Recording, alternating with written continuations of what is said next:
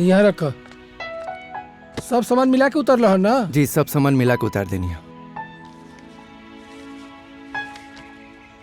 कुछ ज्यादा ही बा। अच्छा जा। जी ठीक बा। ठीक बा।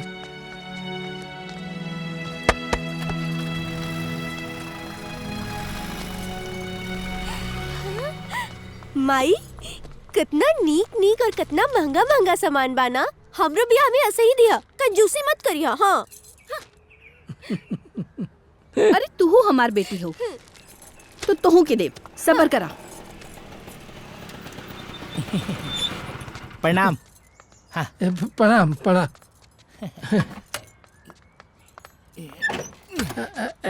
कैसे कैसे? अरे वो मालिक यहाँ भेजले है सामान के लिस्ट लेके। अच्छा अच्छा। बोले हाँ कि दहेज के सब सामान ब्रांडेड होके के चाहिए। हाँ अच्छा अच्छा। और दूल्हा के पिताजी भी स्पेशल बोले हैं हाँ हाँ कि सब सामान ब्रांडेड होके के चाहिए। बिट्टू पानी लेके आवा। लेके आवा तनी। हाँ हाँ देखी सब सामान ब्रांडेड ले ले बनी। हाँ, अच्छा एको को एकदम चुन चुन के आ जौन घटन बढ़ल होई उनका के हाथ जोड़ के कह देम हम सब पूरा कर देम। ठीक न? आउ कोनो दिक्कत? ना ना सब बढ़िया। अच्छा अच्छा। पानी दे बाबू। इली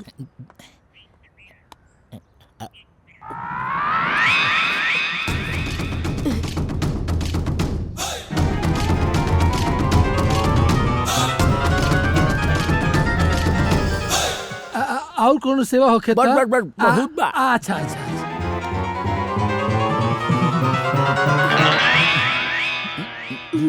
पानी दे। आराम से आराम से। हाँ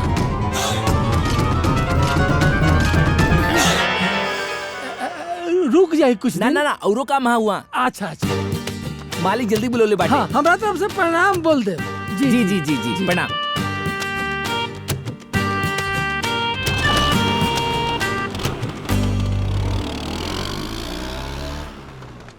ए बेटी बेटा हाँ? भाई सामान के लिस्ट पढ़ा था।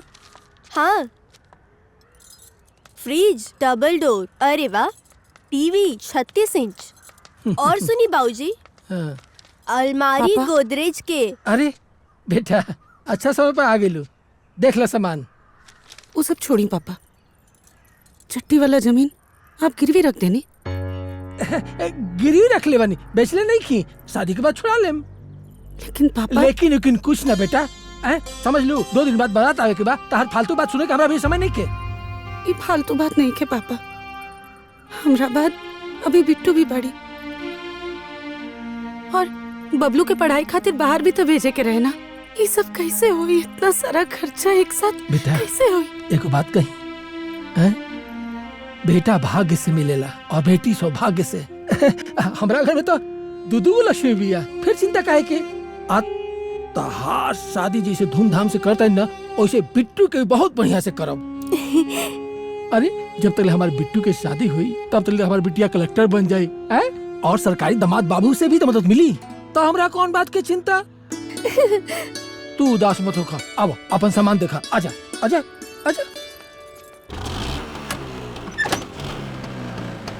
अरे सुनी सुनी, ए जी सुनी। पापा सुनी ना। का भाई मम्मी का हो गई? तोहर बाबूजी टिफिन भूल गई ना। अच्छा कोनो बात ना, हमनी पहुंचा दिया जाई। ए बबलू चला। ठीक बा दीदी। जल्दी बाइक निकाला। हाँ जल्दी पापा आइए के जा। टिफिन दे दिया जाए। ठीक बा। चला। थोड़ा काम बाकी बा, बाकी 1-2 दिन में सब काम हो जाई। सब कागज ठीक बा, लिस्ट बा। हम ले जाके पापा से पूछ के नहीं खून आइल। पापा कहीं गुस्सा करिए तो? काहे गुस्सा करिए, देख के खुश हो जाइए। चला। ठीक बा। सब करा दे। जी सर। बाकी 1-2 दिन में आ जाइए तो। प्रणाम काका। हाँ नमस्ते बिटिया। पापा कहाँ बढ़े? पापा बड़े साहब के ऑफिस में बाड़े। और सब कुल ठीक बा ना बिटिया? सब ठीक बा काका। ठीक बा। और सुखदेव जी, बिटिया के शादी की तैयारी कैसन चलता? साहब बिटिया के शादी की तैयारी बड़ा बढ़िया से चलता, लेकिन उनमें रहुओ सहयोग चाहिए। सहयोग? जी हाई फर्मवा पर साइन कर देती तो।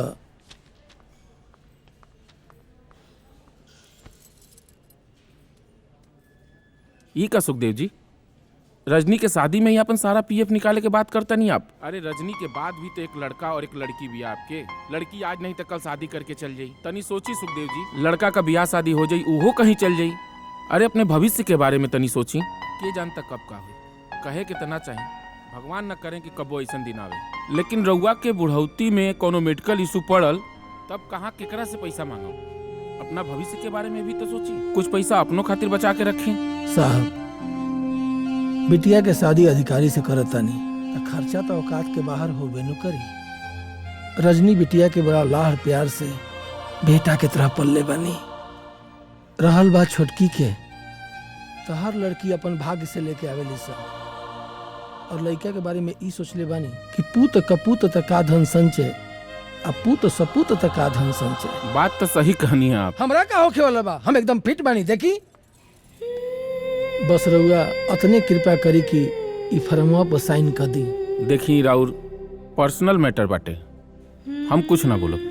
आप जैसे कहतनी वैसे हम कर देतनी। बाकी हमार कोनो बात बुरा लगल होके तो हम माफी चाह। ना, एमे बुरा लगे के कौन बात बा? कौनो बात नहीं खे, बस साइन कर दी। बबलू चला। हाँ चलो।